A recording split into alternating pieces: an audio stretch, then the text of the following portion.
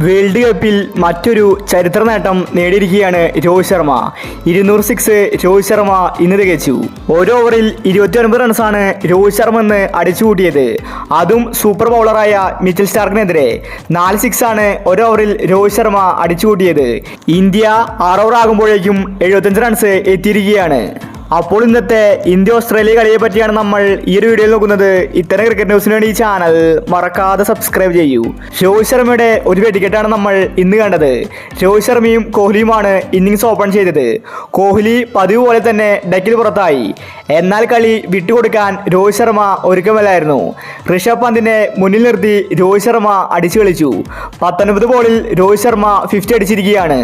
രോഹിത്തിന്റെ വെടിക്കെട്ടിൽ Australia ഞെട്ടിയിരിക്കുകയാണ്. ഈ world കപ്പിൽ ഇതുപോലത്തെ പ്രകടനം രോഹിത് ശർമ്മ ആദ്യമായിട്ടാണ് കാഴ്ചവെക്കുന്നത്. പവർ പ്ലേ ഓവറുകളിൽ രോഹിത് ശർമ്മയുടെ ഒരു അഴിഞ്ഞാട്ടമാണ് നമ്മൾ ഇന്ന് കണ്ടത്. ഇന്ത്യ ഇതിനോടകം തന്നെ 80 റൺസിൽ എത്തിയിരിക്കുകയാണ്. രോഹിത് ഇങ്ങനെ കളിക്കുമെന്ന് ആരും കരുതിയില്ല. ഓസ്ട്രേലിയ ശരിക്കും നാണം കെട്ടു. അപ്പോൾ ഇത്തരം ക്രിക്കറ്റ് ന്യൂസിന് വേണ്ടി ഈ ചാനൽ മറക്കാതെ സബ്സ്ക്രൈബ് ചെയ്യൂ.